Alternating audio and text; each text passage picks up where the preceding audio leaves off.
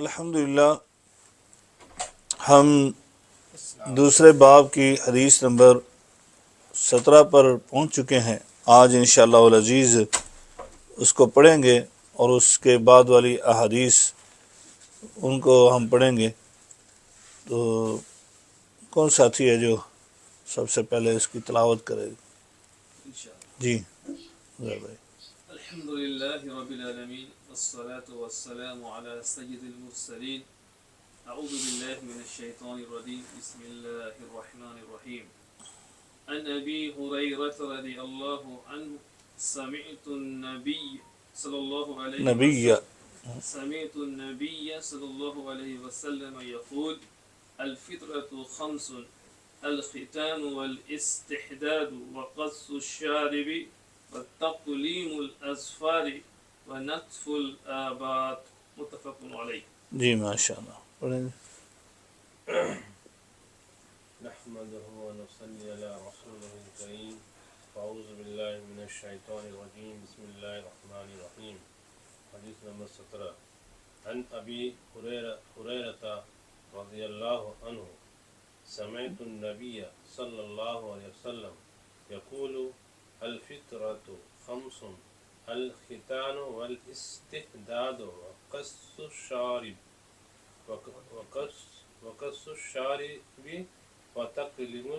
وتقلیم الأظفار ونتف الآباط۔ جی ماشاءاللہ پڑھیں امام بھائی۔ اعوذ باللہ من الشیطان الرجیم، بسم اللہ الرحمن الرحیم۔ نحمده ونصلي على رسوله الكريم۔ جی۔ عن ابی ہریرہ رضی اللہ سمعت النبی صلی اللہ علیہ وسلم یقول الفطرة خمس جی الفطرة خمس الختان والاستحداد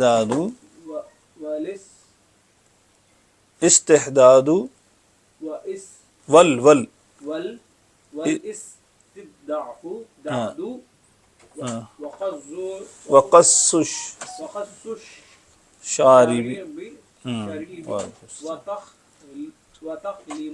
وتقلیم الاظفار، سیدھا سیدھا اظفار،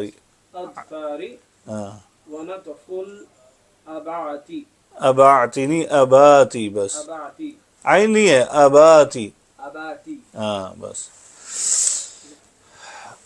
عن ابی ہریرہ رضی اللہ عنہ سمعت النبی صلی اللہ علیہ وسلم یقول الفطرة خمس الختان والاستحداد وقص الشارب وتقلیم الاظفار ونتف الآباط۔ عن ابی ہریرہ رضی اللہ عنہ، ان کا جو متعلق آپ سمجھ چکے ہیں، ان کے بعد جب بھی ابھی آئے گا تو ابھی ہی آنا ہے، ابو نہیں پڑھ سکتے نہ ابا پڑھ سکتے ہیں، ٹھیک ہے نا۔ ابی ہریرہ رضی اللہ عنہ۔ آگے ہے سمعت النبی، اس کے متعلق بھی ہم نے پہلے بتا دیا ہے۔ سمعت فعل فاعل ہوتا ہے اور اس کے بعد جو بھی آئے گا وہ مفعول ہوتا ہے۔ النبی یعنی النبی یہ ہمیشہ زبر ہی آئے گی۔ سمعت رسول اللہ، شاباش۔ سمعت نبی سمعت النبی صلی اللہ علیہ وسلم یقول الفطرۃ، عمران بھائی الفطرۃ، دوسرے ساتھی بھی سنیں، الفطرۃ نہیں پڑھ سکتے کبھی بھی، ٹھیک ہے۔ جہاں الف لام آ جائے اس اسم کے آخر میں تنوین کبھی نہیں آتی۔ آپ ایسے سمجھ لیں جیسے ابک اور دبک، ٹھیک ہے، دونوں کو آپ اکٹھا نہیں پڑھ سکتے، کہ پڑھ سکتے ہیں کہ دبک، نہیں ایسا نہیں ہوتا، یا آپ پڑھیں گے یا دا پڑھیں گے۔ تو بے عینی ہی عربی کے اندر یہی ہے، فطرتن ہوگا تو الف لام نہیں ہو سکتا، ٹھیک ہے۔ اگر الف لام شروع میں آ گیا تو آخر میں تنوین نہیں آ سکتی ہے۔ تو یہ دونوں چیزیں اپوزٹ ہیں ایک حساب سے۔ اگر خمسن، جیسے خمسن، ٹھیک ہے، یہ تنوین ہے، تو اس کو ہم الخمسن نہیں پڑھ سکتے، ال نہیں لگا سکتے۔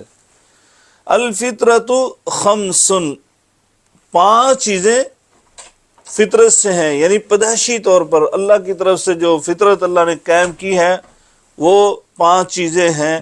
الختان، ختنے کرنا، یعنی یہ ختنے کرنا ضروری ہیں۔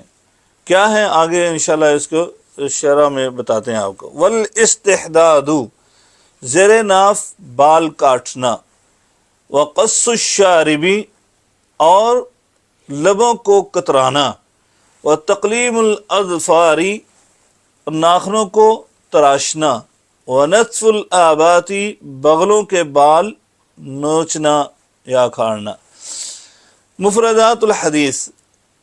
الفطرت، الفطرت کا معنی کیا ہے؟ اسلامی تخلیق، یعنی فطرت سلیمہ جس پر اللہ تعالیٰ نے انسان کو پیدا کیا ہے۔ قرآن مجید میں اللہ تعالیٰ نے فرمایا فطرت اللہ التی فطر الناس علیہا، اللہ تبارک و تعالیٰ نے انسانوں کو فطرت پر پیدا کیا ہے۔ فطرتی چیزیں ہوتی ہیں کچھ، اور ان میں فطرتی چیزیں یہ ہمیں بتلائی گئی ہیں۔ یہ 5 چیزیں تو فطرتی ہیں ہی ہیں۔ کیا ہے؟ نمبر 2 الختان، کس کو کہتے ہیں؟ اس جلد کو کاٹنا جو شرمگاہ پر جلی نما ہوتی ہے، جسے ختنے کرنا عام معروف ہے۔ نمبر 3 الاستحداد، زیر ناف بال کاٹنا۔ استحداد حداد سے، یعنی یہ لوہا سے، لوہے کو استعمال کرنا، یعنی وہ کوئی قسم بھی ہو سکتی ہے، بس زیر ناف بال کاٹ رہے ہیں، کسی چیز سے آپ کاٹ سکتے ہیں، مختلف آلات ہو سکتے ہیں۔ نمبر 4 تقلیم الاظفار، ناخن تراشنا۔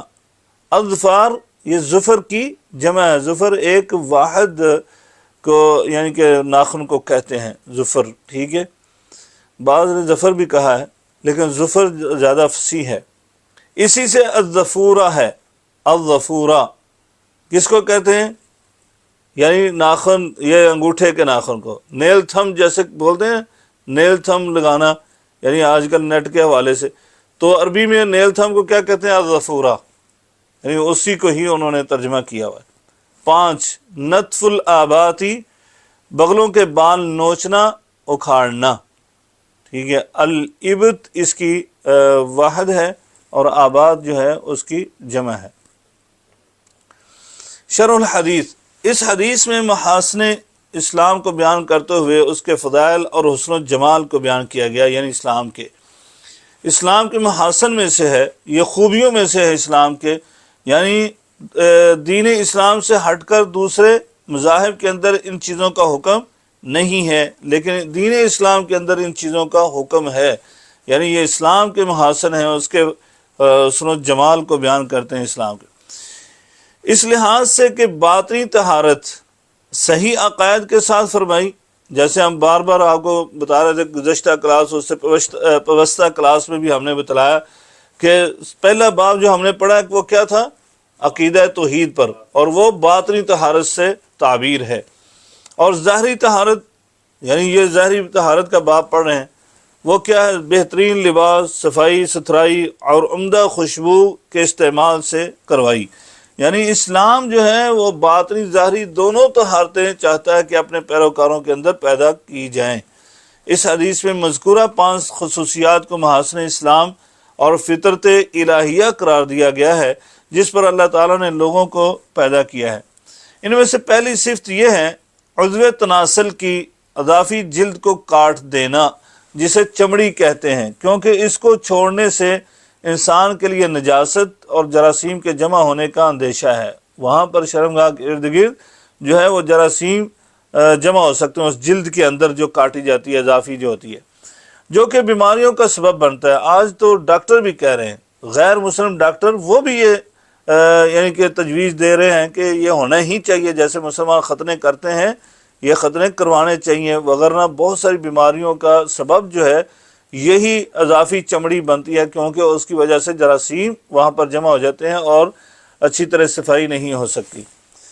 دوسری صفت یہ ہے شرمگاہ کے ارد گرد بالوں کو صاف کرنا، کیونکہ ان کو صاف نہ کرنے سے آلودگی اور نجاست کا امکان رہتا ہے، لہذا اسلام نے ان کو صاف کرنا فطرت سے تعبیر کیا تاکہ ہر قسم کی نجاست و آلودگی سے بچا جا سکے۔ یعنی اصل میں طہارت ہے، لیکن طہارت کے ساتھ ساتھ صحت اور صفائی ستھرائی، اس کا اسلام نے بہت زیادہ خیال رکھا ہے۔ تیسری صفت یہ ہے مونچھوں لبوں کو تراشنا۔ اس کا بھی بنیادی حکمت دیکھیں کیا ہے، تاکہ مسلمان اپنی بہترین شکل میں نظر آئے، ایک تو یہ، اور مونچھوں کے بال کھانے پینے میں داخل ہو کر اس کو نقصان پہنچاتے ہیں اور یہ نامناسب ہے۔ اچھا، یہاں پر قص الشوارب کہا، ایک حدیث کے اندر شوارب، شارب یہاں پر ہے، شوارب ایک حدیث میں لفظ آتا ہے، شارب اور شوارب یعنی دونوں ہونٹوں پر بولا جاتا ہے، یعنی یہ ہونٹوں کے اوپر بال نہیں ہونے چاہیے۔ ویسے جو ہے ادھر کو لبے جو ہیں وہ اگر بڑھانے بھی چاہیں تو بڑھا سکتے ہیں، کوئی حرج نہیں۔ صحابہ کرام کے متعلق آتا ہے، حضرت عمر فاروق رضی اللہ تعالیٰ کے متعلق آتا ہے کہ آپ کی لبیں جو ہیں وہ بڑی بڑی تھیں، آپ کو جب غصہ آتا تھا تو آپ اس کو ایسے یعنی گھمانا شروع کر دیتے تھے، بل دینا شروع کر دیتے تھے، تو اس سے ظاہر ہونا شروع ہو جاتا کہ امیر المومنین کو یا حضرت عمر فاروق رضی اللہ تعالیٰ کو غصے میں ہے، ان کی طبیعت میں غصہ ہے۔ تو بہرحال یعنی اس سے کوئی حرج نہیں، لیکن یہ لبوں کے اوپر جو ہے اس کو تراشنا ہی چاہیے۔ چوتھی صفت یہ ہے ناخن تراشنا۔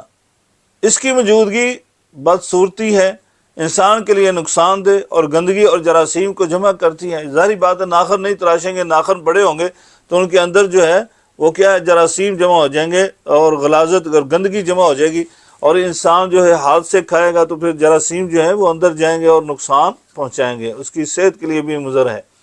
پانچویں صفت یہ ہے کہ بغل کے بال نوچنا، جس کی موجودگی سے ناگوار بدبو پیدا ہوتی ہے، جو مسجد میں فرشتوں اور مسلمانوں کو اذیت پہنچاتی ہے اور دوسری جگہوں پر بھی عام لوگوں کے لیے اذیت کا باعث بنتی ہے، بلکہ اگر بغلوں سے سمیل آنے لگے تو انسان کو خود سے بھی کراہت آتی ہے، یعنی انسان خود اس کو محسوس کرتا ہے۔ لہذا یعنی یہ بالوں کو نوچنا چاہیے، صاف ستھرا ہونا چاہیے تاکہ وہاں سے سمیل نہ آئے۔ اسلام تمام خوبیوں اور حسن کے ساتھ آیا ہے، یعنی آپ دیکھیں یہ ظاہری طور پر چھوٹی چھوٹی چیزیں ہیں، لیکن اسلام نے ان کا کتنا اہتمام کرایا کہ ان کو فطرت سے اور کیا کہا، یہ محاسن اسلام سے قرار دیا اور کہا کہ یہ طہارت کے لیے ضروری ہے ان چیزوں کو کرنا تاکہ مسلمان بہترین نظر آئے اور اس کی خوشبو بہترین ہو۔ فوائد الحدیث نمبر 1، اس حدیث سے، چھوٹی سی حدیث ہے لیکن اس سے ہمیں بہت سے فوائد حاصل ہوتے ہیں، ان میں سے 6 آپ کے سامنے ذکر کیا۔ نمبر 1، دین اسلام خوبصورتی اور طہارت کا دین ہے۔ جہاں پر طہارت ہے وہاں پر آپ دیکھیں ان چیزوں سے انسان کے اندر کیا ہے، صفائی ستھرائی اور خوبصورتی، حسن جمال پیدا ہوتا ہے۔ نمبر 2، مسلمان ظاہری و باطنی طور پر خوبصورت ہی ہوتا ہے، یعنی جہاں ظاہری طہارت ہے وہاں باطنی طور پر بھی وہ پاکیزہ ہی ہوتا ہے، ظاہری اور باطنی طور پر وہ خوبصورت ہی ہوتا ہے۔ نمبر 3، مسلمان پر واجب ہے کہ وہ اپنے جسم و لباس کی صفائی ستھرائی کا خیال رکھے۔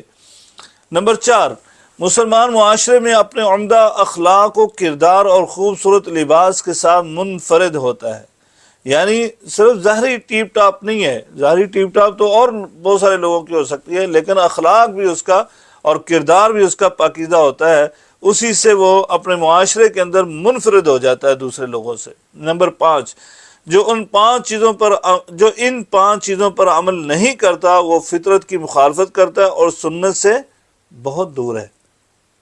سمجھ آ گئی نا جی؟ یعنی اس حدیث پر عمل نہیں ہے تو سمجھ لیں وہ فطرت سے بھی دور ہے اور سنت سے بھی دور ہے۔ نمبر 6، کفار، مجوس، یہود و نصارہ اور بتوں کے پجاریوں کی شعار کی مخالفت کرنا، ان کے شعار جو ہیں ان کی مخالفت کرنا۔ بہت سارے مذاہب ہیں وہ بال کاٹتے ہی نہیں ہیں، آپ کو پتہ ہے، یعنی کسی کا نام لینے کے بغیر ہی، یعنی بہت سارے مذاہب ہیں ان کے اندر بال کاٹنا ویسے ہی حرام ہے، تو ہم نے ان کے شعار کی مخالفت کرنا ہے۔ اگرچہ وہ بھی ہماری طرح داڑھی رکھتے ہیں لیکن مونچھوں کو بھی نہیں کاٹتے، وہ تو سر کے بال بھی نہیں کاٹتے، زیر ناف بال بھی نہیں کاٹتے۔ تو اسلام نے کیا کہا؟ اسلام نے کہا نہیں، ایسا نہیں ہے، بلکہ ان کی مخالفت میں ہم نے یہ سارے صفائی ستھرائی کا کام کرنا ہے۔ جی حدیث نمبر 18۔ پڑھے اسلم صاحب نہیں آئی آپ کے پاس؟ آگے چلے پڑھیں زہر بھائی آپ شروع کر دیں. الحمدللہ رب العالمین والصلاة والسلام علی رسولہ الکریم بسم اللہ الرحمن الرحیم عن ابی حریرۃ رضی اللہ عنہ ان رسول اللہ صلی اللہ علیہ وسلم قال اذا توضأ العبد المسلم اب المؤمن فغسل وجهه خرج من وجهه كل خطيئة نظر إليها بعينه مع الماء أو مع بعینیہ إليها بعينيه مع الماء یعنی دو آنکھیں نا مع ماء او مع آخری أو مع آخر قطر الماء قطر الماء قطر الماء فإذا غسل يديه خرج من يديه كل خطيئة كان بتشتها يداه مع الماء أو مع آخر قطر الماء فإذا غسل رجليه خرجت كل خطيئة مشتها رجله مع الماء أو مع آخر قطر الماء حتى يخرج نقيا من الذنوب. جی رواه مسلم. بسم اللہ الرحمن الرحیم نحمدہ ونصلی علی رسولہ الکریم اعوذ باللہ من الشیطان الرجیم بسم اللہ الرحمن الرحیم عن ابی حریرۃ رضی اللہ عنہ ان رسول اللہ صلی اللہ علیہ وسلم قال اذا تودع العبد المسلم او المؤمن فغسل وجهه خرج من وجهه كل خطيئة نظر إليها بعينيه مع أو مع آخر قطر الماء فإذا غسل يديه خرج من يديه كل خطيئة كان بتشتها يداه مع الماء أو مع آخر قطر الماء فإذا غسل رجليه خرجت كل خطيئة مشتها رجله مع الماء ماء نہیں کہے ماء بس ماء او ماء الماء رجله مع الماء أو مع آخر قطر الماء حتى یخرج حتى يخرج نقيا من الذنوب. ہاں جی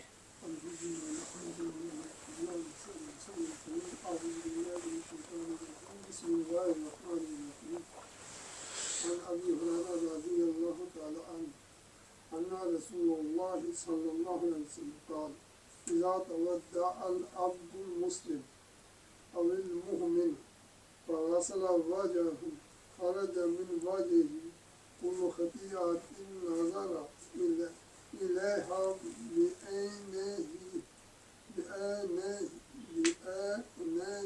عینیہ بعینیہ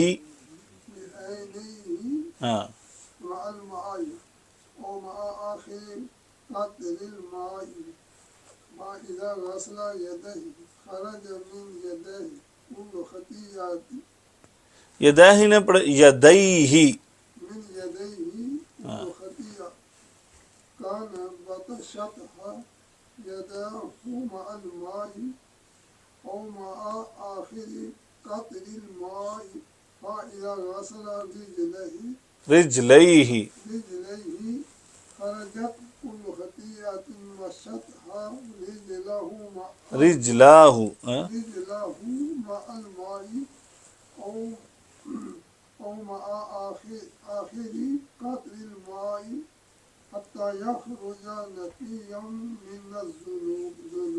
جی عن ابی حریرۃ رضی اللہ عنہ ان اگلی حدیث پڑھیں گے انشاءاللہ.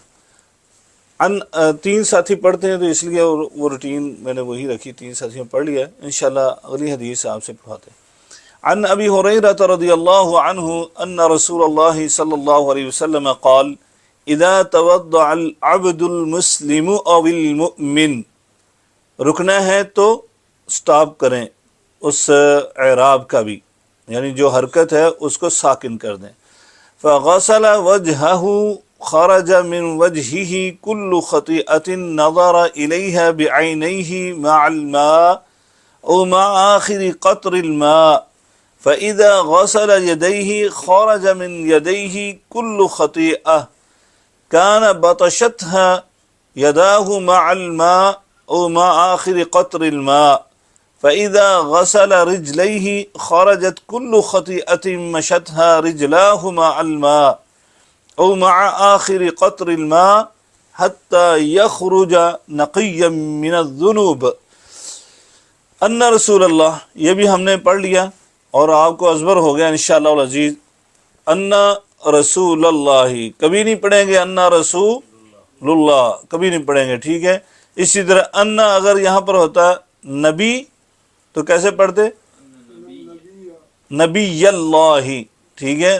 رسول کی جگہ پر نبی ہوتا تو ان نبی اللہ، ان نبی اللہ، ٹھیک ہے. اسی طرح آگے ہے حتی، آخری یعنی کہ جملہ جو ہے حتی یخرج نقیا من الذنوب. یخرج یہ اصل میں فعل مضارع یخرجو یہ تھا، ٹھیک ہے. یہ کیوں یخرج پڑھا ہم نے؟ حتی کی وجہ سے، شاباش، حتی کی وجہ سے. حتی جو ہے فعل مضارع کو زبر دے دیتا ہے پیش کی بجائے، کیونکہ اس کے بعد ان پوشیدہ ہوتا ہے. کیا ہوتا ہے؟ ان، جو ان اوپر ہے انا، ٹھیک ہے. اسی طرح کا انا کی طرح کا ان وہ پوشیدہ ہوتا ہے اور وہ فعل مضارع کو کیا کرتا ہے؟ وہ زبر دے دیتا ہے پیش کی جگہ پر. تو اسی لیے حتی یخرج ہم نے پڑھا، ٹھیک ہے. حضرت ابو ہریرہ رضی اللہ تعالیٰ عنہ سے روایت ہے، وہ کہتے ہیں کہ رسول اللہ صلی اللہ علیہ وسلم نے فرمایا اذا توضع العبد المسلم او المؤمن، جب مسلمان یا مومن بندہ، یعنی یہ حضرت ابو ہریرہ رضی اللہ تعالیٰ عنہ کو شک ہے کہ نہیں پانے مسلمان کا کہا تھا یا مومن کا کہا تھا. یعنی یہ دیکھیں آپ صحابہ اکرام اور اسی طرح محدثین بھی، یعنی اگر تابعی روایت کرتا ہے تو وہ بھی، کہ وہ اگر کسی جگہ پر شک پڑ جاتا تھا نا ان کو کہ مسلمان کہا تھا یا مومن کہا تھا، تو وہ بھی ذکر کرتے تھے کہ یا تو یہ کہا یا یہ کہا. اس لیے یہاں پر ذکر کیا توضع العبد المسلم او المؤمن، یعنی یا تو نہیں پانے مسلمان کا کہا تھا کہ مسلمان وضو کرے، یا کہا تھا مومن بندہ جو ہے جب وہ وضو کرتا ہے. فغسل وجهه، چہرہ دھوتا ہے. تو یہ یعنی کہ وضو کی فضیلت سنیے گا. پہلے تو ہم نے بتایا تھا کہ اس کی یعنی کہ آپ کو فائدہ کیا ہوتا ہے نا، ظاہری طور پر اور باطنی طور پر. اور یہاں پر آپ دیکھیں وضو کی فضیلت کیا ہے. فرمایا فغسل وجهه، بس جب وہ چہرہ دھوتا ہے، خرج من وجهه كل خطیئہ، تو اس پانی کے ساتھ آگے ہے بعینه مع الماء او مع آخر قطر الماء، یعنی ہم نے جو ترجمہ آگے کیا ہوا وہ با محاورہ ترجمہ کیا ہوا ہے، تو میں ادھر آپ کے سامنے کر رہا ہوں ایک ایک ورڈ کا، ٹھیک ہے. خارجہ نکلا من وجہی، اس کے چہرے سے، کل خطیات، ہر گناہ. نظر الیہا، دیکھا تھا اس نے اس کی طرف، بعینیہ، اپنی آنکھوں کے ساتھ، ایک آنکھ کے ساتھ نہیں، اپنی دونوں آنکھوں کے ساتھ، مع الماء، پانی کے ساتھ. جو پانی اس نے اپنے چہرے پر ڈالا، جیسے ہی وہ پانی اس کے چہرے سے لگ کر نیچے گیا تو وہ اپنے ساتھ اس کے گناہوں کو بھی لے گیا. اس کی آنکھوں سے جو گناہ غلطیاں ہوئی ہیں صغیرہ، وہ اس کے ساتھ ہی ختم ہو گئے. او مع آخر قطر الماء، کہا یا تو نبی پاک نے وضاحت سے کہا کہ وضو کے آخری قطرہ جو ہے، یعنی پانی انہوں نے ڈالا تو پانی کا آخری قطرہ بھی جو نیچے جاتا ہے، تو کہا کہ وہ بھی گناہوں کو لے کر ہی جاتا ہے، اس کی غلطیوں کو لے کر ہی جاتا ہے. فَإِذَا غَسَلَ يَدَيْهِ، اور جب وہ اپنے ہاتھوں کو دھوتا ہے، خَرَجَ مِن يَدَيْهِ، یعنی ہاتھوں کو دھونے سے مراد کیا ہے؟ یہ بازو دھوتا ہے سارے، ٹھیک ہے نا، یہ فرائض کی بات ہو رہی ہے. فَإِذَا غَسَلَ يَدَيْهِ، جب وہ اپنے ہاتھوں کو دھوتا ہے، خَرَجَ مِن يَدَيْهِ كُلُّ خَطِيئَةٍ، تو اس کے ہاتھوں کی ساری غلطیاں جو ہے نکل جاتی. کلو کا مطلب یہاں پر کیا ہے؟ ہر قسم کے گناہ نہیں ہے. کلو خطیہ صغیرہ، کلو صغیرۃ خطیہ، ٹھیک ہے، کہ ہر صغیرہ گناہ، یہاں پر یہ ایسے ہوگا، کلو خطیہ سے مراد بڑے گناہ نہیں ہے یہاں سے. کان بطشتھا یداہ مع الماء، جس کے ساتھ اس نے پکڑا، یعنی جو اس نے پکڑا تھا، یعنی ہاتھ کے ساتھ کوئی غلطی کی تھی، صغیرہ غلطی، تو اس کا یدا یعنی اس کے اپنے ہاتھوں سے تو پانی کے ساتھ جو ہے وہ گناہ نکل گیا. اور ما آخر قطر الماء، یا پانی کے آخری قطرے کے ساتھ اس کا گناہ وہ جڑ گئے. فَإِذَا غَسَلَ رِجْلَيْهِ، اور جب وہ اپنے دونوں پاؤں کو دھوتا ہے، خرجت کل خطیئۃ مشتھا رجلاه مع الماء، تو اس کے پاؤں سے ہر صغیرہ گناہ وہ نکل گیا جس کی طرف وہ چل کر گیا تھا اپنے پاؤں کے ساتھ، پانی کے ساتھ، اور ما آخر قطر الماء، یا پانی کے آخری قطرے کے ساتھ. یہ پانی عام پانی نہیں ہے، یہ وضو کا پانی ہے. وضو کا پانی اتنا بابرکت ہے، اس لحاظ سے وضو کا پانی تو اتنا بابرکت ہے کہ اگر کسی کی نظر کسی کو لگ گئی اور پتہ چل گیا تو اس کا وضو کروا کے اس کے اوپر جس کو نظر لگی ہے اس کے اوپر ڈالیں گے تو صحت مل جاتی ہے، اتنا وہ اہم پانی ہوتا ہے. تو یہ گناہوں کو لے کر جا رہا ہے. حتیٰ یخرج نقیا من الذنوب، یہاں تک کہ جب وہ وضو سے فارغ ہوا تو وہ گناہوں سے پاک ہو جاتا ہے. اللہ اکبر. صغیرہ گناہ ہمارے اسی کے ساتھ ہی ختم ہو جاتے ہیں. پھر اس کے بعد جو چل کر جاتا ہے مسجد کی طرف تو نہیں پانے، تو اس کے متعلق بھی کہا کہ گناہ مٹتے ہیں، ہاں جی، درجات بلند ہوتے ہیں، ایک ایک قدم پر نیکی ملتی ہے. مسجد کے اندر جاتا نماز پڑھتا تو ان کو بھی مکفرات الذنوب کہا. لیکن اگر پہلے ہی گناہ جڑ گئے تو پھر اس کے کیا ہوتے ہیں، درجات بلند ہونا شروع ہو جاتے ہیں. یا ایسے کہہ لیں کہ بسا اوقات وہ جو میل کچہ رہ جاتی، بسا اوقات بندہ نہاتا ہے تو وہ دوبارہ سے صابن لگا کر نہاتا ہے تو کیا ہوتا ہے، وہ صاف ستھرا ہو جاتا ہے نا. بے عینی ہی ویسے ہی وضو کیا تو اس سے کچھ نہ کچھ گناہ رہ گئے تو وہ نماز سے جڑ جائیں گے، تو انشاءاللہ نماز کے بعد وہ بالکل ہی پاک صاف ہو جائے گا. مفردات الحدیث. نمبر 1 خطیئہ، جو گناہ خطائیں کبیرہ گناہ کے علاوہ ہیں، ٹھیک ہے نا.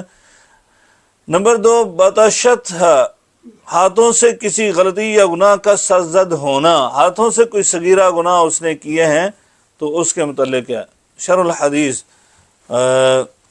نبی کریم صلی اللہ علیہ وسلم نے اس حدیث میں اللہ تعالیٰ کے لیے وضو کی فضیلت بیان فرمائی. اللہ تعالیٰ کے لیے یعنی جو عبادت کا وضو ہے اس کے متعلق، وغیرہ عام بندہ فریش ہونے کے لیے ہاتھ منہ دھو لیتا ہے تو اس کی فضیلت نہیں ہے، یہ وضو کی فضیلت ہے. چاہے آپ نماز کے لیے کریں یا ویسے وضو کریں، ویسے یعنی واش روم گیا، قضاء حاجت سے فارغ ہوا تو اس نے وضو کیا، یا ہوا خارج ہوئی تو اس نے وضو کیا. جیسے مومن بندے کے متعلق ہم نے گزشتہ درس میں بتایا تھا کہ مومن اپنے وضو کی حفاظت کرتا ہے، نبی پاک نے یہ کہا بھی ہے ایک حدیث میں. تو گناہوں کو وضو کی فضیلت بیان فرمائی اور فرمایا کہ وضو ان اعمال میں سے جن کے ذریعے اللہ تعالیٰ گناہوں کو مٹا دیتا ہے، یعنی ان اعمال میں سے ہے اور بخش دیتا ہے، جبکہ انسان فطرتاً معصوم نہیں ہے. یہ ہمیں سب کو پتہ ہے، انسان فطرتاً معصوم نہیں ہے اور اس سے غلطیاں اور گناہ سرزد ہو ہی جاتے ہیں. لہٰذا اسے بہت سے نیک صالح اعمال کرنے ہی چاہیے، اور ان میں سے ایک بہت بڑا عمل وضو ہے. یعنی نیک عمل کریں جس سے گناہ مٹتے چلے جائیں. تو ان میں سے ایک آسان ترین بہت بڑا عمل جو ہے وہ وضو ہے. بہت آسان ہے، کتنا ٹائم لگے گا، 1 منٹ نہیں لگتا بندے کا. تو آپ اجر و ثواب دیکھیں کتنا زیادہ ہے کہ اس سے انسان کے سارے گناہ مٹ جاتے ہیں. اور یہ بہت سے اعمال کی کنجی ہے، جیسے نماز، طواف کعبہ، ان کے لیے تو شرط ہے. یہ 2 چیزوں کے لیے تو شرط ہے، یہ ذہن میں رکھیں، یہ فقہی معاملہ ہے.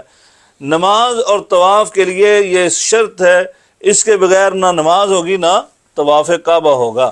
اور اس کے علاوہ کسی کے لیے یہ فرض نہیں ہے، یہ ذہن میں رکھیں، کسی کے لیے یہ فرض نہیں ہے، یعنی شرط نہیں ہے، بس مستحب ہے. آگے جو ہے مصحف سے تلاوت قرآن وغیرہ کرنا، یہ اگرچہ اختلافی مسئلہ ہے لیکن راجح مسئلہ یہی ہے کہ اس کے لیے بھی ضروری نہیں ہے، یعنی شرط نہیں ہے، آداب میں سے ہے. آپ وضو کر کے رہیں، بلکہ ہم نے تو کہا کہ مسلمان مومن جو ہے تو وہ تو باوضو ہی رہنا چاہیے اس کو. لیکن اگر بے وضو ہے تو بہتر یہی ہے کہ جب وہ تلاوت قرآن کرنے لگے تو وہ باوضو ہو کر تلاوت قرآن کرے، چاہے زبانی کیوں نہ کرے۔ یہ تو مصحف کی بات ہو رہی ہے کہ قرآن سے دیکھ کر پڑھنا نہیں، ہم کہتے ہیں زبانی بھی کرے تو باوضو ہو کر کرے، ذکر عام ذکر کرے تو تب بھی باوضو ہو کر کرے۔ اور نبی کریم صلی اللہ علیہ وسلم نے حدیث میں بتایا کہ گناہ کا اعضاء سے تعلق ہے، جس طرح ایک دوسری صحیح حدیث میں آتا ہے ان العبد اذا اخطا خطیئہ، بلا شبہ جب بندہ جو ہے وہ کوئی غلطی کرتا ہے، نُکِتَتْ فِي قَلْبِهِ نُکْتَةٌ سَوْدَاء، اس کے دل میں ایک سیاہ نقطہ ڈال دیا جاتا ہے، فَإِذَا هُوَ نَزَعَ وَاسْتَغْفَرَ وَتَابَ سُقِلَ قَلْبُهُ، اور جب وہ اس سے الگ ہو کر اور اس کے توبہ کرتا ہے، استغفار کرتا ہے، تو وہ اس سے مٹا دیا جاتا ہے اور اس کا دل صاف کر دیا جاتا ہے۔ وَإِنْ عَادَ زِيدَ فِيهَا، اور اگر وہ دوبارہ سے کرتا ہے تو وہ نقطہ جو ہے وہ بڑھتا جاتا ہے۔ مطلب یہ ہے کہ گناہ کیا، پھر گناہ کرتا ہے، پھر گناہ کرتا ہے، پھر گناہ کرتا ہے، تو یعنی وہ بڑھتا جاتا ہے، حتی تعلو قلبہ حتی تعلو قلبہ، یہاں تک کہ اس کے دل کو پورے کو وہ ڈھانپ لیتا ہے، اس کے دل پر غالب آ جاتا ہے۔ وَهُوَ الرَّأْنُ الَّذِي ذَكَرَ اللَّهُ، یہ ران ہے، زنگ ہے۔ زنگ کیا؟ جس کا ذکر اللہ تعالیٰ نے قرآن مجید میں کیا، سورۃ المطففین آیت نمبر 14 میں، کَلَّا بَلْ رَانَ عَلَىٰ قُلُوبِهِمْ مَا كَانُوا يَكْسِبُونَ، کہ یوں نہیں بلکہ ان کے دلوں پر ان کے اعمال کی وجہ سے زنگ چڑھ گیا ہے۔ ان کے دلوں پر جو مہر لگ جاتی ہے نا کہ وہ پھر اچھائی برائی بدی نیکی کا فرق نہیں کر سکتے، تمیز نہیں کر سکتے، تو وہ اس کی وجہ سے نہیں کر سکتے کہ ان کے دل جو ہے وہ زنگ آلودہ ہو جاتے ہیں۔ لہذا مسلمان پر واجب ہے کہ گناہوں کے ارتکاب سے اپنے اعضاء کی حفاظت کرے، کیونکہ یہی اعضاء قیامت کے دن اس پر گواہی دیں گے۔ یعنی یہاں پر ہمارے لیے کتنی سہولت ہے کہ اگر ہمارے ہاتھوں نے گناہ کیا ہے تو وضو کرنے سے جڑ جائیں گے، آنکھوں نے گناہ کیا ہے تو وضو کرنے سے جڑ جائیں گے، پاؤں نے گناہ کیا ہے تو وضو کرنے سے جڑ جائیں گے۔ فرمایا اگر یہ کام نہیں ہوتا تو پھر کیا ہوگا؟ آپ دیکھیں قرآن مجید کا یعنی آیات ہیں، اللہ تعالیٰ نے فرمایا یوم تشہد علیہم السنتہم وایدیہم وارجلہم بما کانوا یعملون، جس دن گواہی دیں گی ان کے خلاف ان کی زبانیں، زبان تو دے گی، یہ تو بولتی ہی بولتی ہے، اس کے اندر تو قوت گویائی ہے ہی، لیکن اللہ تعالیٰ کل قیامت کے دن ہاتھوں کو بھی قوت گویائی دے دے گا، بولنے کی صلاحیت دے دے گا، پاؤں کو بھی دے دے گا، ان کے ہاتھ ان کے پاؤں اس کی جو وہ عمل کیا کرتے تھے وہ گواہی دیں گے۔ اور اللہ تعالیٰ کا فرمان ہے حتی اذا ما جاؤوها شہد علیہم سمعہم وابصارہم وجلودہم بما كانوا يعملون وقالوا لجلودهم لما شهدتم علينا قالوا انطقنا الله الذي انطق كل شيء وهو خلقكم اول مره واليه ترجعون، سورۃ فصلت ہے آیت نمبر 20-21۔ ترجمہ یہاں تک کہ جو ہی وہ آئیں گے اس کے پاس، یعنی یہ انسان جب اللہ کے پاس پہنچے گا تو گواہی دیں گے ان کے خلاف ان کے کان اور ان کی آنکھیں اور ان کے چمڑے، یعنی پیچھے تو صرف ہاتھ پاؤں اور زبان کا معاملہ تھا، یہاں تک تو یہاں اس آیت میں تو ہر چیز کے متعلق بتا دیا، حتیٰ کہ جلودہم، ان کے چمڑے بھی ان اعمال کی وجہ سے جو وہ کیا کرتے تھے، اور وہ کہیں گے اپنے چمڑوں سے۔ اسی لیے یہاں پر دیکھیں وہ ہاتھوں سے اور پاؤں سے یا کانوں سے آنکھوں سے نہیں کہہ رہے، وہ مجرم جو ہیں وہ کس کو کہیں گے؟ یہ چمڑوں کو کہیں گے، ماس کو کہیں گے کہ اس کو تو بولنے کی طاقت سمجھتے تھے ہی نہیں، یعنی یہ کیسے بولیں گے، ان کے نزدیک تو یہ تھا، اس لیے وہ کہیں گے لجلودہم، اپنے چمڑوں کو کہیں گے لما شہدتم علینا، کیوں تم ہمارے خلاف گواہی دے رہے ہو؟ قالوا انطقنا اللہ الذی انطق کل شیء، وہ آگے سے چمڑا بول کر کہے گا آج اس اللہ نے ہمیں بھی زبان دے دی جس نے ہر چیز کو زبان دی ہے، ہر مخلوق کو زبان دی ہے، وَهُوَ خَلَقَكُمْ أَوَّلَ مَرَّةٍ، اور وہ ہے جس نے تمہیں پہلی مرتبہ پیدا کیا اور اس کی طرف تم لٹائے جا رہے ہو، یعنی اس کی طرف ہی تم نے پہنچنا ہے۔ لہٰذا ہمیں اللہ تعالیٰ کے سامنے کھڑے ہونے سے ڈرنا چاہیے، اور جو اللہ تعالیٰ کے سامنے کھڑے ہونے سے ڈر گیا وَلِمَنْ خَافَ مَقَامَ رَبِّهِ جَنَّتَانِ، اللہ تعالیٰ اس ڈرنے کے متعلق ہی کہتا ہے اللہ ایک جنت نہیں بلکہ 2 جنتیں اور ان کو عطا فرمائے گا، اللہم اجعلنا منہم۔ فوائد الحدیث، نمبر 1 گناہوں کا اعضاء سے تعلق ہے، اس پر یقین کو ایمان بالغیب کہتے ہیں۔ یعنی گناہوں کا تعلق کس سے ہے؟ اعضاء سے ہے، آنکھوں سے، کان سے، زبان سے، ہاتھوں سے، پاؤں سے، ان کا تعلق جو ہے یہ اعضاء سے ہے گناہوں کا، تو اس پر ایمان جو ہے یہ ایمان بالغیب ہے۔ نمبر 2 یہ وضو کی فضیلت ہے کہ وہ گناہوں کا کفارہ ہے، یعنی یہ کتنی بڑی فضیلت ہے۔ نمبر 3 انبیاء کرام علیہم الصلوۃ والسلام کے علاوہ کوئی معصوم نہیں ہے، یعنی یہ اس حدیث سے ہمیں معلوم ہوا کہ یہاں پر کوئی قطب ابدال اللہ کا ولی بھی کیوں نہ ہو، ہاں جی، ان کے سب سے بڑھ کر کون ہے انبیاء کے بعد؟ تو صحابہ کرام ہی ہے نا۔ صحابہ کرام رضوان اللہ علیہم اجمعین کے متعلق بھی ہمارا یہ اہل سنہ والجماعہ کا نظریہ ہے کہ ان سے بھی غلطی ہو سکتی ہے، ایسا نہیں ہے کہ وہ معصوم ہیں، سوائے انبیاء کے کوئی معصوم نہیں ہے۔ اس حدیث سے یہ ثابت ہوتا ہے۔ نمبر 4 مسلمان پر واجب ہے کہ وہ گناہوں کے ارتکاب سے اپنے اعضاء کی حفاظت کرے، ہمیں اپنے اعضاء کو بچانا ہے گناہوں سے، کیونکہ یہ اعضاء قیامت کے دن اس کے خلاف گواہی دیں گے۔ ہمیں ان آیات پر یعنی اگر اور اس حدیث پر بھی صحیح معنوں میں ہمارا ایمان ہو تو ہم اپنے اعضاء کی حفاظت کریں گے اور ان کو دھوتے ہوئے یہ ذہن میں لائیں گے۔ وضو کرتے ہوئے جب آپ اس انداز سے وضو کریں گے، آپ دیکھیں اس وضو کے اندر بھی آپ کے خشوع و خضوع پیدا ہوگا، پھر اس کی عبادت کے اندر بھی ہوگا۔ جو اس وضو کرنے کے بعد آپ اس وضو کی وجہ سے عبادت کر رہے ہیں تو آپ اس کے اوپر بھی اثر دیکھیں گے۔ لہذا ہمیں جب بھی وضو کرتے ہیں آپ کلی کریں تو تب بھی آپ کے ذہن میں ہو کہ میرے منہ سے کوئی غلط بات نکلی ہے زبان سے تو وہ جھڑے گی انشاءاللہ العزیز، وہ اللہ تعالیٰ اس بابرکت پانی سے ختم کرے گا۔ اسی طرح منہ کو دیتے ہیں تو چہرے آنکھوں کے حوالے سے، ہاتھ کو دھوتے ہیں تو ہمیں اپنے ہاتھوں کے حوالے سے، یہ آپ اس انداز سے دھوئیں گے تو انشاءاللہ دیکھیں آپ وضو کے اندر بھی آپ کی توجہ ہوگی، خشوع و خضوع، اور پھر اس نماز کے اندر بھی خشوع و خضوع پیدا ہوگا۔ جی اب پڑھیں بسم اللہ الرحمن الرحیم، بسم اللہ والصلاۃ ایک چھوٹی سی والسلام علی حدیث ہے۔ رسول اللہ۔ بسم اللہ ان لقیت ابن صبرۃ رضی اللہ صبرۃ رضی اللہ عنہ قال رسول اللہ صلی اللہ علیہ وسلم اسبق الوضوء وضوع یعنی عین نہیں ہے، حمزہ ہے، وضو وا کے اوپر پیش ہے وضو۔ ہم نے پیچھے بتایا تھا نا، وضو پیچھے پڑھا تھا ہم نے، یہ وضو ہے، ٹھیک ہے۔ اسبغل یا اسبغ جیسے آپ نے پڑھا، اگر ہم ملا کر پڑھتے ہیں تو ساکن کو ہم زیر دے کر پڑھیں گے، اسبغل وضوء، اسبق الوضوء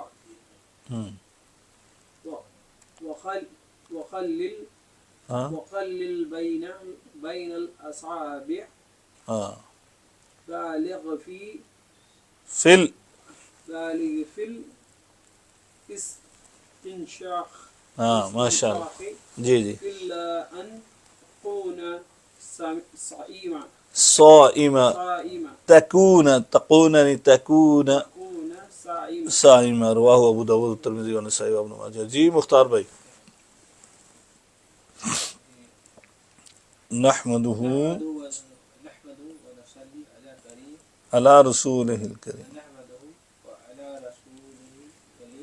جی اعوذ باللہ من الشیطان الرجیم، بسم اللہ الرحمن الرحیم۔ ان لقیت ابن صبرۃ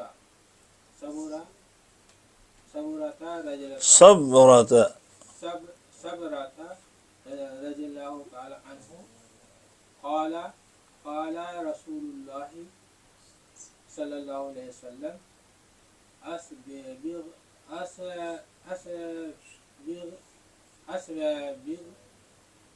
وضو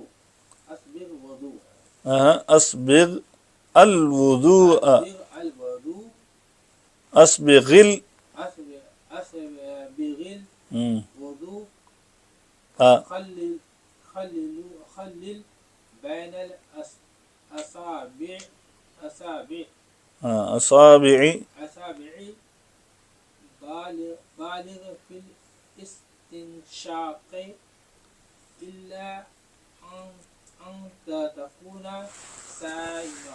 جی ماشاء اللہ. ہاں جی زہر بھائی. نحمدہ و نصلی علی اللہم صلی علی محمد.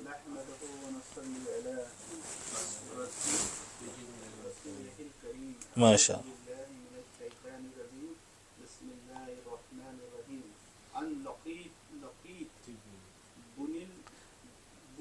نہیں ان لقیت ابن.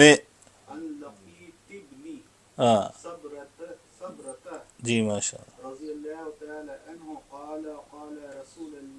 رسول اللہ قال کے بعد جب بھی آپ نے پڑھنا ہے تو رسول اللہ.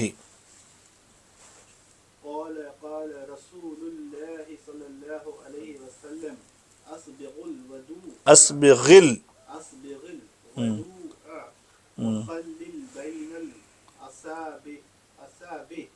اصابعی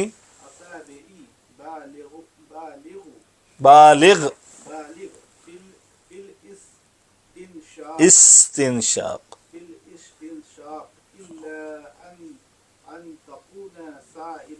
جی ان لقیت ابن صبرة رضی اللہ عنہ قال قال رسول اللہ صلی اللہ علیہ وسلم اسبغ الوضوء وخلل بین الاصابع بالغ فی الاستنشاق الا ان تکون صائما. رواہ ابو داود والترمذی والنسائی وابن ماجہ. رواہ اربع بھی ان کو کہتے ہیں نا. ایسے اگر روایت ہو تو اس کو کہتے ہیں، بعض جگہ پر لکھا ہوا آپ کو نظر آئے گا رواہ اربع. اچھا حضرت لقیت بن صبرہ رضی اللہ تعالیٰ عنہ سے روایت ہے، آپ کہتے ہیں رسول اللہ صلی اللہ علیہ وسلم نے فرمایا اسبغ الوضوء، اچھی طرح مکمل وضو کرو، یعنی جلدی جلدی نہیں وضو کرو. آپ کو پچھلی حدیث ہم نے پڑھی ہے تو اس لحاظ سے تو ہمیں بہت احتیاط سے وضو کرنا ہے، یعنی توجہ سے کریں گے تو پھر خود ہی اچھی طرح وضو ہو جائے گا. اچھی طرح وضو کرنا ہے. وَخَلِّلْ بَيْنَ الْأَصَابِعِ، یعنی کتنی اچھی طرح کرنا ہے کہ بعض لوگ ہاتھ ہوتے ہیں ایسے ایسے بس چلو بھی نہیں، خلال بھی کرنا ہے ایسے اچھی طرح. ٹھیک ہے. اسی طرح پاؤں کے اندر، پاؤں کو دھویا ایسے نہیں، پاؤں کے اندر انگلیوں کے اندر پانی پہنچنا چاہیے اچھی طرح. یہ ہے خلل. نبی پاک صلی اللہ علیہ وسلم یہ آرڈر دے رہے ہیں خلل بین الاصابع، اپنی انگلیوں کا خلال کریں، یعنی آپ نے ہاتھوں کی انگلیوں کا بھی، بلکہ انگوٹھی پہنی ہے تو اس کو بھی حرکت دے دیں، اور پاؤں کے انگلیوں کے درمیان خلال کریں. نبی پاک نے فرمایا بالغ فی الاستنشاق، اور ناک میں پانی چڑھانا. استنشاق کا مطلب ہوتا ہے پانی ڈالنا ناک کے اندر، اور ایک حدیث میں الاستنثار کے لفظ آتے ہیں کہ پانی جھاڑنا، یعنی دو کام کرنے. ایک ہے آپ پانی کو چڑھائیں، دوسرا یہ ہے پانی کو جھاڑیں، نکالیں اس کو. الا ان تکون صائما، سوائے روزے کی حالت میں، یعنی مبالغہ کرو. بالغ کا مطلب ہے مبالغہ کرو کثرت سے، یعنی زیادہ اوپر تک لے کر جاؤ پانی چڑھانے میں، لیکن سوائے روزے کی حالت میں. روزے کی حالت میں ہے تو آگے نہیں، زیادہ نہیں کرنا، بس جیسے عام ہم کرتے ہیں ویسے کرنا، عام روٹین میں جو کرتے ہیں ویسے کرنا ہے. روزے کی حالت میں ایسے کرنا ہے، لیکن عام روٹین میں جو کرتے ہیں وہ صحیح نہیں ہے. صحیح طرح سے استنشاق خشوم تک پانی جو ہے وہ جانا چاہیے، اس طرح پانی ناک میں ڈالنا چاہیے. نمبر 1 اسبغ الوضوء، اچھی طرح مکمل وضو کرو. میں نے آپ کو بتایا تھا تلفظ کے حوالے سے وضو اور وضو، یہ ہم عموماً وضو ہی بول دیتے ہیں، تو یہ غلط العام ہے. چل جائے گا کام، لیکن کوشش یہی کرنی چاہیے طالب علم کو جو دین کا اسٹوڈنٹ ہے، جس کو پتہ چل گیا کہ اصل تلفظ تو عربی سے ہی آیا نا، تو اس کا تلفظ ویسے ہی بولے وضو. نمبر 2 وخلل بین الاصابع، انگلیوں کے درمیان خلال کرنا. نمبر 3 الاستنشاق، ناک میں پانی داخل کرنا، یعنی پانی چڑھانا. شرح الحدیث آپ نے دیکھا یہ پہلے تو راوی جو ہیں وہ سارے بار بار وہی آ رہے ہیں، حضرت ابو ہریرہ رضی اللہ تعالیٰ عنہ آ گئے اور دوسرے آ گئے، تو یہاں پر یہ صحابی نئے راوی ہیں لقیط بن صبرہ رضی اللہ تعالیٰ عنہ، جن کے والد کا نام عامر بن صبرہ بن عبداللہ بن المتفق العقیلی تھا۔ آپ صحابی رسول تھے، آپ طائف کے رہنے والے تھے، انہوں نے نبی کریم صلی اللہ علیہ وسلم سے احادیث روایت کی اور ان کے بیٹے عاصم نے ان سے روایت کی ہیں، یعنی یہ باپ بیٹا استاد شاگرد بھی تھے، ٹھیک ہے نا، تو ہمیں باپ کو بیٹوں کو پڑھانا چاہیے، یہ سبق بھی ہمیں اس حدیث سے ملتا ہے، ٹھیک ہے نا، کہ بیٹے اپنے باپ سے روایت کرتے تو مطلب کیا ہے، وہ شاگرد تھے ان کے اور وہ استاد شاگرد تھے۔ شرح الحدیث، اس حدیث میں بعض احکام کی صراحت ہے، یعنی مختصر سی حدیث، نبی پاک صلی اللہ علیہ وسلم صاحب جوامع الکلم، لیکن ہمیں 3 باتیں اس چھوٹی سی حدیث میں بتا دی۔ کیا ہے؟ پہلا یہ کہ وضو مکمل کرنا، اس میں کوئی کمی بیشی نہ کرنا، کیونکہ تکمیل وضو نماز قبول ہونے کا سبب ہے، اور اچھی طرح وضو کرنا قیامت کے دن اعضاء کی چمک کا ذریعہ ہے، یہ جیسے ہم پڑھ کر آئے، بلکہ دوسری حدیث پڑھ لی کہ دنیا کے اندر گناہوں کا کفارہ ہے، اور پھر اسی طرح ایک حدیث میں آتا ہے، نبی پاک نے فرمایا تھا ویل للعقاب من النار، ہلاکت ہے خشک ایڑیوں والوں کے لیے، یعنی جو نماز پڑھتے ہی نہیں ہے تو ان کے لیے کیا ہلاکت ہوگی۔ یہاں وضو کر رہے تھے صحابہ کرام، جلدی جلدی وضو کیا، اور دیکھیں جلدی جلدی میں کچھ نہ کچھ رہ جاتا ہے نا، تو ان کی خشک ایڑیاں جو ہیں وہ چمک رہی تھیں، یعنی وہ نظر آ رہی تھی نا۔ آپ دیکھیں کبھی پاؤں دھوئے نا تو آپ کے وہ حصہ خشک رہ جائے تو وہ الگ سے ہی نظر آتا ہے، چاہے آپ کا پاؤں بھی خشک ہو جائے نا تو تب بھی وہ نظر آتا ہے کہ یہ پہلے ہی اس پر پانی نہیں لگا ہے، تو وہ الگ سے خشکی نظر آتی ہے۔ تو نبی پاک کو وہ نظر آئے تو نبی پاک نے کہا ویل للعقاب من النار، ہلاکت ہے، بربادی ہے نار کی ان لوگوں کے لیے جن کی ایڑیاں خشک ہیں۔ آپ اندازہ لگائیں کتنا اہم معاملہ ہے۔ تو یہ جو فرائض ہے نا، رکن ہے، ان میں کمی بیشی نہیں ہونی چاہیے۔ جو سنتیں ہیں اس میں چلو تھوڑی بہت کمی بیشی ہو گئی تو چل جائے گا کام، لیکن یعنی کہ فرائض میں نہیں، یعنی کہ چہرہ دھونے میں، بازو دھونے میں، ہاتھ دھونے میں، اور سر کا مسح کرنے میں، پاؤں دھونے میں، ان میں کمی بیشی نہیں ہونی چاہیے، ان کو بڑے اچھے انداز سے دھونا چاہیے۔ اس لیے نبی پاک نے کہا خلال کرو، دھونے کے اندر آتا ہے نا پاؤں دھونا، اور یہ انگلیوں کا خلال یہ دھونے کے اندر آتا ہے، تو اس لیے نبی پاک نے کہا خلال کرو اچھی طرح، کہیں یہ خشک نہ رہ جائیں، اور پھر تمہارا وضو نہیں ہوگا تو پھر کیا ہوگا؟ نماز بھی نہیں ہوگی۔ دوسرا یہ کہ انگلیوں کے درمیان خلال کرنا، اس سے مراد انگلیوں کے درمیانی حصے کو اچھی طرح صاف کرنا ہے، کیونکہ بسا اوقات پاؤں کی انگلیوں کے درمیان میل کچیل ہوتی ہے جسے صاف کرنا مقصود ہے، لہذا مسلمان کو اس میں سستی نہیں کرنی چاہیے۔ تیسرا یہ کہ ناک میں پانی چڑھانا اور اتارنا، یعنی ناک کو اچھی طرح صاف کرنا تاکہ اس میں جمع ہونے والے جراثیم اور میل کو دور کر کے سانس کے لیے صاف ستھرا کر دیا جائے، ٹھیک ہے نا۔ فلٹر صاف نہیں ہے تو اے سی کام نہیں کرتا ہے، یہ آپ سب کو پتہ ہے، فلٹر صاف ہو تو اے سی بھی صحیح کولنگ کرتا ہے۔ تو اسی طرح ناک سے ہم سانس لیتے ہیں، اگر ہمارا یہ ناک فلٹر ہے سانس کے لیے، تو اگر یہ فلٹر صاف نہیں ہے، اسی لیے 5 دفعہ ہمیں یہ کہا گیا کہ 5 دفعہ کرو، اس سے زیادہ دفعہ الگ سے ہے کہ وہ وضو رہے، لیکن اگر یعنی کم از کم 5 دفعہ تو اس کو کرنا چاہیے، تو وہ اپنے فلٹر کو صاف رکھے تاکہ اس کا سانس صاف رہے۔ ناک میں پانی چڑھانا وضو کی سنتوں میں سے اہم ترین سنت ہے۔ یہاں پر میں ایک وضاحت کر دوں، کیونکہ میں نے ایک کلپ سنا تھا، ہمارے بسا اوقات علماء بیان کرتے کرتے وہ بھی تھوڑی سی مبالغہ کر جاتے ہیں۔ وہ شیخ نے بیان کیا کہ یہ جس نے پانی صحیح نہیں ناک میں چڑھایا اس کا وضو نہیں ہے۔ اس حدیث کی روشنی میں کہا ہوگا اس کا وضو نہیں ہے، تو لہذا نہیں بھائی ایسا نہیں ہے، یہ سنت ہے۔ فرائض جو ہیں وہ آپ کو پتہ ہے کہ وضو کے فرائض میں کمی کوتاہی ہوگی تو کام خراب ہے، لیکن سنت کے اندر جو ہے نا اگر کوئی کمی کوتاہی ہے نا تو وہ وضو پر اثر نہیں ہوگا۔ ہاں وضو پر اس لحاظ سے اثر ہوگا کہ آپ کے وہ درجات کم ہوں گے جو اجر و ثواب اس کا بیان کیا گیا، لیکن یہ نہیں کہہ سکتے ہم کہ اس کا وضو نہیں۔ جیسے ایڑیوں کے متعلق ایڑی تھوڑی سی خشک ہوئی گی نا، پوری ایڑی تو نہیں خشک رہ گئی تھی صحابہ کرام کی، تھوڑی سی ایڑی خشک تھی، تو اس کے لیے نبی پاک نے وعید کا لفظ سنا دیا، وعید سنا دی۔ لیکن ناک کے متعلق ایسا نہیں ہے کہ وہ اگر پانی صحیح طرح سے اس نے نہیں استنشاق کیا، خشوم تک نہ پہنچا تو وضو نہیں ہوگا. یہ نہیں ہے. سنتیں ہیں، اس کے حوالے سے سنتیں ہی رہنے دیں، ان کو فرض تک نہ لے کر جائیں. لیکن جب مسلمان روزے سے ہو تو اس صورت میں اسے مبالغہ نہیں کرنا چاہیے. دیکھیں یہ بڑا اسلام نے اصل میں ایسے اصول بتا دیے کہ دیکھیں روزے کی حالت میں یہ کہا کہ چہرے کو تھوڑا دھو، بازو کو تھوڑا دھوئے، پاؤں کو بھی تھوڑا دھوئے. سردی لگ رہی ہے، بہت سردی ہے، تو پاؤں کو تھوڑا سا دھو لیں. نہیں، کسی صورت میں گنجائش نہیں ہے. لیکن روزے کی حالت میں تو یہ سنت کے اندر گنجائش نکل آئی کہ تم پانی کو خشوم تک نہ پہنچاؤ، مبالغہ نہ کرو، بس تھوڑا سا ناک صاف کرنا مقصود ہے، وہ ناک صاف کرو. تو اس صورت میں اسے مبالغہ نہیں کرنا چاہیے، بلکہ احتیاط سے کام لینا چاہیے کہ کہیں اس کے پیٹ میں پانی نہ داخل ہو جائے جس سے اس کا روزہ ٹوٹ جائے گا. فوائد الحدیث. نمبر 1، دین اسلام صفائی ستھرائی اور حسن جمال کا دین ہے، جیسے پہلے بھی ہم بیان کر چکے ہیں یہ پوائنٹ. نمبر 2، وضو کو اچھی طرح اور مکمل کرنا ضروری ہے، کیونکہ نماز کے صحیح ہونے کے لیے وضو شرط ہے. اگر یہ صحیح نہ ہوا تو نماز ہی جاتی رہے گی.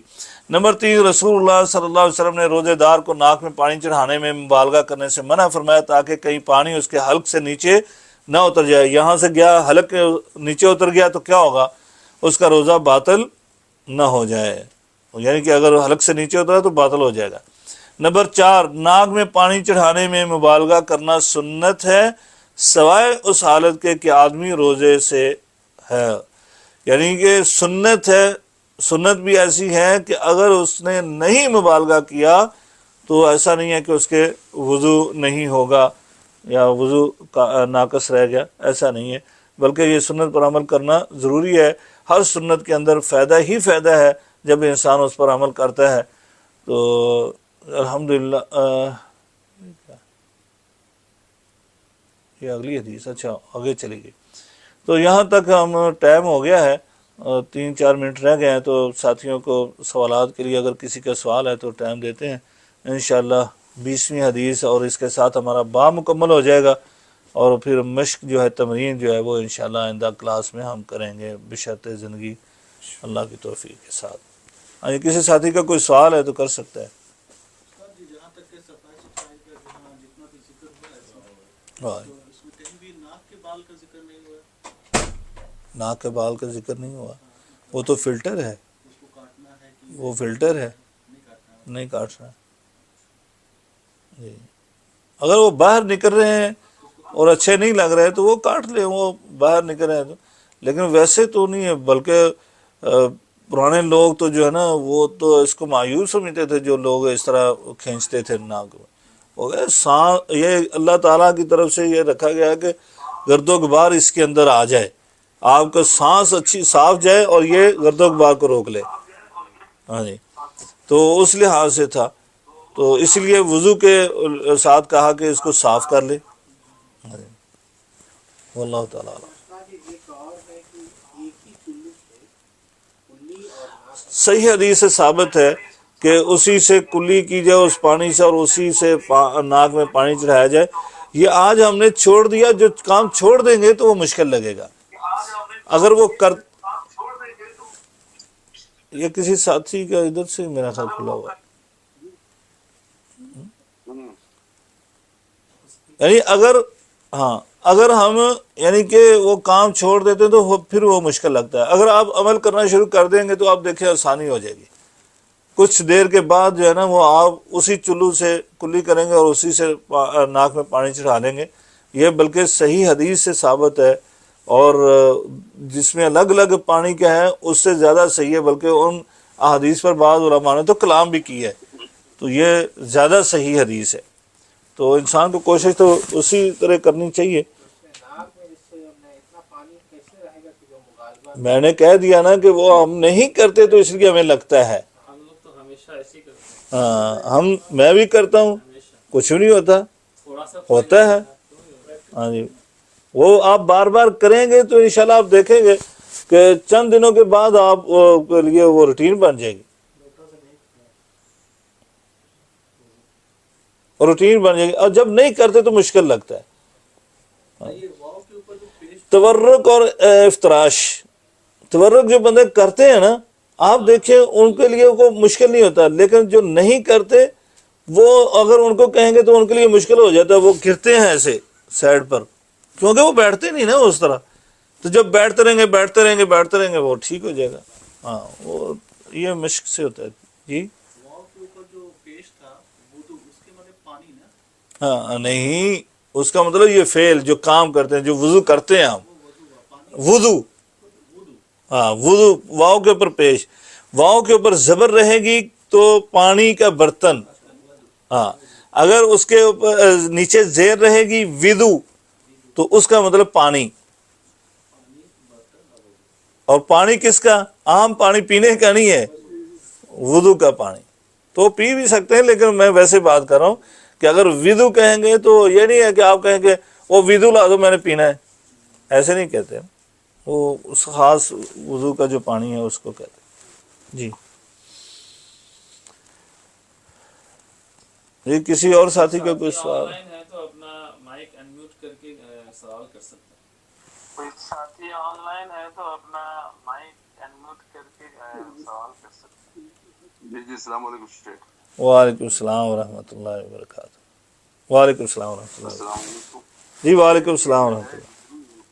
وضو کی جس حد تک فضیلت بتائی گئی اور جتنا زیادہ اس کے اوپر زور دیا ہے، اس حساب سے تو وہ ایک مگ جو آپ بتا رہے تھے یا کیا بتا رہے تھے، اس میں تو میرے حساب سے تو ناممکن سا نظر آتا ہے کہ خلال کرو، اتنا دھلو، اور اس طرح سے صفائی ستھرائی اس کی ہونی چاہیے، ایڑی کو بالکل تر کرنا ہے. آپ تو مجھے نہیں لگتا کہ آپ آن لائن بیٹھے ہوئے نا، اگر آف لائن بیٹھے ہوتے تو ابھی کر کے دکھا دیتے، آپ کو آ جائیں.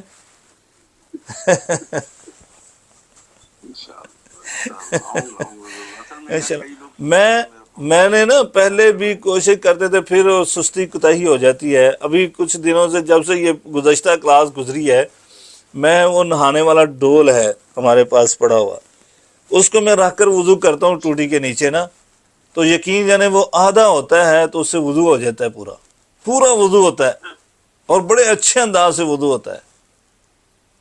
وہ آدھا ہوتا ہے تو اس سے وضو ہو جاتا ہے میرا. تو اس کو کھولتے ہیں. اس کا مطلب یہ کہ پھر ہم لوگوں میں ہی کریں گے. ہاں کرنا چاہیے، ویسے حقیقت ہے. وہ پکڑیے گا دکھا دیتے ہیں، یعنی اور جو نہیں ہے ڈول، میں دکھاتا ہوں آپ کو. مگ جو ہے ہمارے پاس، تو وہ یعنی کہ اگرچہ وہ نہیں ہے جیسے ہم نے مد کے متعلق پڑھا، وہ تو نہیں ہے، لیکن پھر بھی آپ اس کو قریب پہنچ جائیں گے انشاءاللہ العزیز. یہ جو ہے نا جی، یہ دیکھیں میرا خیال کیمرے میں نظر آ رہا ہے ساتھیوں کو، یہ اتنا ہوتا ہے تو میرا وضو ہو جاتا ہے، یعنی اس سے ہی وضو کرتے ہیں. نہیں ہے؟ ہاں چلے، بہرحال میں نے سمجھا کہ یہ اسکرین شیئر کی ہوئی ہے نا اصل میں. ہاں صحیح ہے. اچھا ٹھیک ہے. اور شیخ وہ ناک پہ پانی چڑھانے کی جو بات آ رہی تھی، یہ چاہے روزہ نفلی ہو یا فرضی ہو، کوئی بھی ہو؟ جی ہاں جی، کوئی بھی روزہ ہو، کوئی بھی روزہ ہو.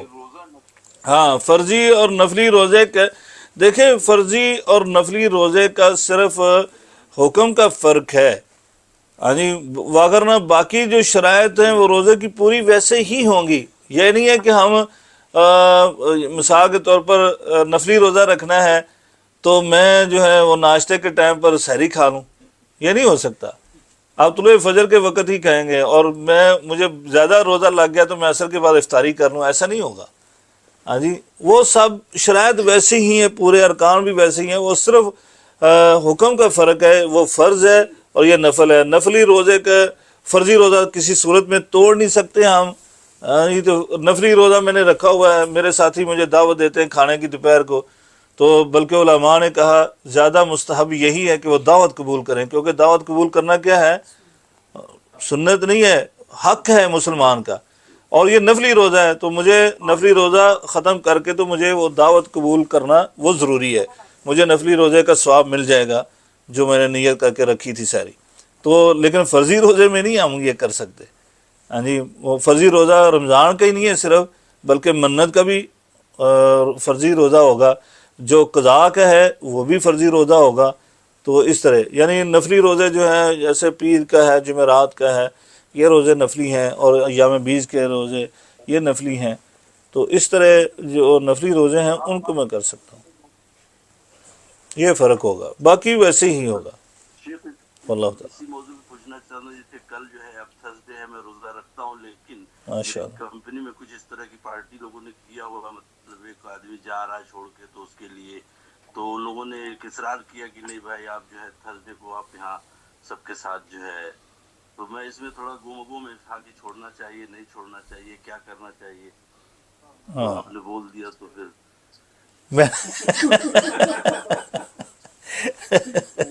چلیں کوئی بات نہیں، میرے بولنے پر بھی آپ کر رہے ہیں انشاءاللہ العزیز، کوئی مسئلہ نہیں ہے انشاءاللہ۔ نہیں، میں تو آپ کو فالو کرتا ہوں نا، اللہ برکت دے آپ کو، ہم یہ مجھے نہیں فالو کریں، آپ قرآن و حدیث کو فالو کریں نا، ٹھیک ہے نا؟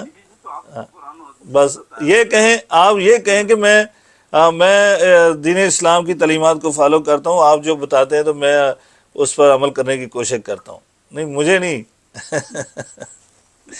اللہ برکت دے، جی جزاک اللہ خیر، بارک اللہ۔ شکریہ سر۔ جی وعلیکم السلام ورحمۃ اللہ۔ ایک بتائی تھی نا کہ گناہ جھڑتے ہیں وضو، جی جی وضو کرتے ہیں گناہ جھڑتے ہیں، جی جی اس میں فضیلت میں اور یہ بھی ہے کیا شیخ کہ قیامت کے دن یہ اعضاء چمکیں گے؟ میں نے کہا نا جی، یہ ہماری کلاس جو ہے یہ شروع کروانے والوں کو تو بالکل آن لائن ہی آف لائن ہی لینا چاہیے، اور دوسرا مسلسل لینا چاہیے۔ ہمیں تو گزشتہ کلاس میں ہم نے پڑھی یہ حدیث تھی، آج بھی ہم نے ذکر کیا کہ گزشتہ کلاس کو ساتھ جوڑتے ہوئے۔